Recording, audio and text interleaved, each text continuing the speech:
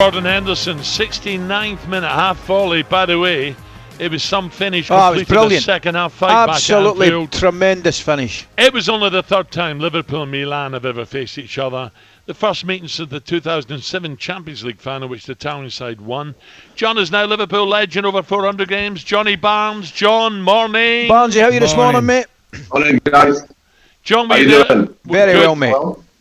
Were you there last night, John? It sounded great atmosphere. It always is European nights.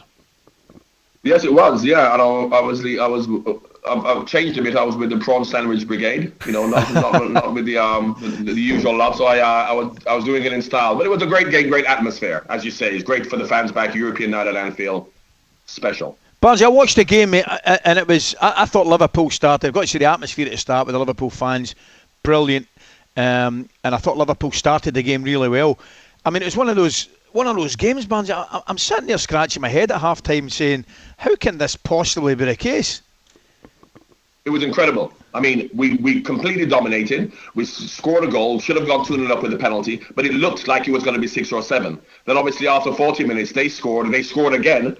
I don't know how, because that's probably one of the poorest AC Milan sides I've seen. Yeah. You know, people understand the history of AC Milan, but they haven't been in the Champions League for 7 years, and you can actually see why. But of course, being 2-1 down at half time meant that, you know, anything could have happened. So second half, exactly like the first half, dominated once again, equalized early on.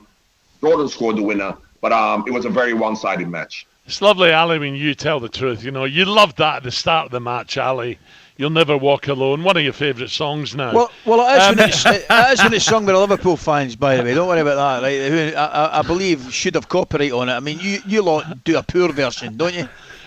John, it was interesting. Robertson was saying that we started, the gap between our defence and midfield just got a little bit too big. They started getting in between us, and Jurgen highlighted that at half time and at full time. They sorted it out, came out, and I talked about Henderson's finish. Not easy, cracking goal, cracking execution. No, they're right, because the game was so easy for them when they went 1-0 up and should have gone 2-0 up. They probably had a bit of complacency because it was two breakaway-ish goals, and as you say, the gap between the midfield and the defence, because they were causing no problems whatsoever. So I think a little bit of complacency crept in. Trent was doing so well getting forward, and every time they attacked in the first half an hour, AC Milan had nothing. So therefore, Liverpool probably thought, well, we really don't have to concentrate in defence. But it goes to show that at the Champions League, regardless of how dominant you are, at any given moment, they can hurt you, and AC Milan did that. Second half, Jurgen had a word with them at halftime, much tighter, and they went on to win the game. But as I said, I've never seen in the first 30 minutes just a poor AC Milan devoid of any kind of quality. But we were 2-1 down.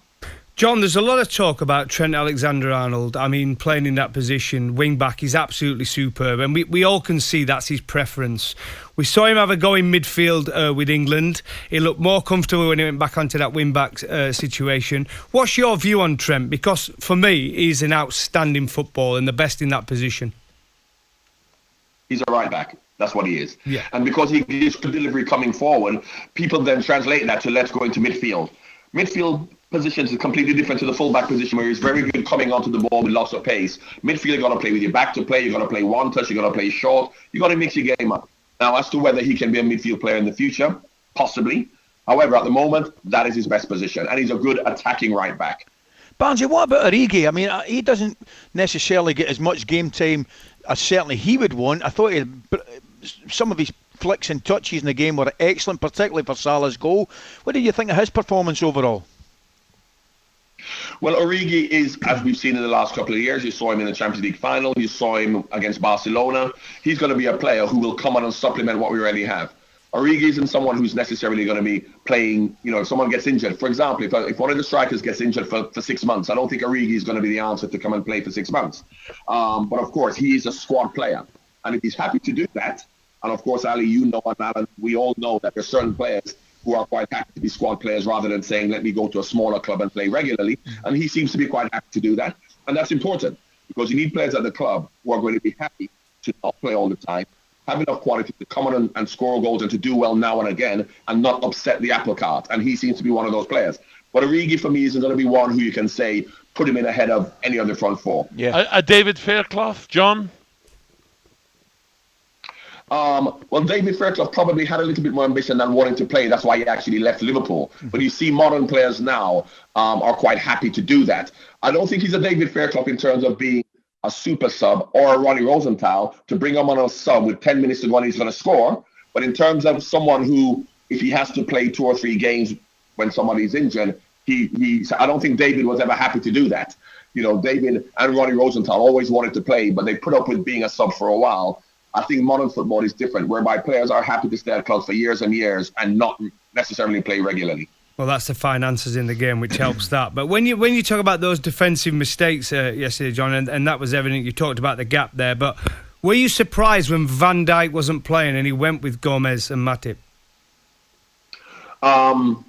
I probably was a little bit surprised at first, but I think if you think about what Jurgen Klopp does, he has to trust the players. When we played against Leeds, and in that midfield, he had Thiago and Aguilar, and I thought, I took our normal midfield against a strong team like Leeds. But then Jurgen has to build trust in the players. So as much as people always want Van Dijk to play, he has to show the players that if they're not available, or if they are available, I trust them enough to put them in big games, because there are times when they're going to have to do that. So as much as even the fans after we're 2-1 down were saying, bring Van Dijk on, why aren't we playing? You have to look at managers' one and say, we have to trust these players, as we did with Origi when he scored against Barcelona. So at the outset, I was a bit surprised. But ultimately, I think that he's thinking long-term. And to get the best out of everybody, you have to show that you trust them even in big games. So, John, everyone seems still... This is a knockout. If it's a knockout, and this is to win the Cup or to win the Champions League, it's a one-off. He will play the strongest team. But he has to trust them in games like that. So, John, everyone's talking about City, Chelsea, the steal of Chelsea, City scoring goals for fun. Liverpool, Man United got a mention as well, but from a Liverpool point of view, they'll love that. Let them talk about City, let them talk about Chelsea. But in your opinion, is Liverpool's squad good enough to attack the Champions League and Premier League? They're good enough to win football matches. And if that means that you're going to be consistent in all competitions, then that's what you can do. Not to say they're going to win everything. But this Premier League now, with Tuchel at Chelsea and Lukaku coming to Chelsea, Ronaldo going to Manchester United, and what Manchester United already have, I think that in the last 2 years, notwithstanding last season, it was always Man City and Liverpool. And last season, had Liverpool had everybody fit, I still think it would have been Man City and Liverpool again. Whereas this year, it's Liverpool, Man City, Chelsea, Man United, all vying and all with great managers, great squads, fully motivated, who will actually go for the championship. So I think it's a 4-horse race, whereas in the last 3 years it really was a 2-horse race. But Liverpool aren't bothered about everyone talking about Man United and Chelsea, because expectations still are there on Liverpool. John, just a quick one. You touched on it domestically. I agree with. I would take it even a step further. I think that the 4 English sides, and indeed Bayern Munich, who again a remarkable result midweek, and PSG to a degree, obviously with the signings they've made, would be most people's favourites for the Champions League. Are you a little bit surprised? I know they had a great result last night, Real Madrid, but you're a little bit surprised in the kind of decline in the Spanish league and indeed the Italian leagues in terms of winning the Champions League. Well, the interesting thing from the Real Madrid and Barcelona point of view, talking about from Spain, is that Messi and Ronaldo have been so dominant of those teams for the last 10 years that when all of a sudden you take Messi out of Barcelona and they've not been able to, you're not going to replace him, but in terms of playing in a fashion to play without him. So Bayern Munich beat them 3-0 away, and Barcelona are a shadow of themselves without Messi. Real Madrid probably less so because Ronaldo left a couple of years ago. Interestingly, Paris Saint-Germain will be an interesting one, because I don't necessarily think that Messi going there is going to make them stronger. Because when you think about Mbappe and Neymar, now all of a sudden you bring someone else who will dominate those two, and really you want to give Mbappe his lead and his head, and he's now not happy. I don't think that that's necessarily a good move. So I agree with you. I think the 4 English teams and Bayern Munich, for me, would be the ones to win the Champions League. John, great to talk again. Thank you. Speak soon. Great to see you, Bob. Have a good day, mate. Thank you. talkSPORT Breakfast with Alan Brazil. Thursday and Friday morning, 6 till 10. On AM, on DAB, via the talkSPORT app and on your smart speaker. talkSPORT.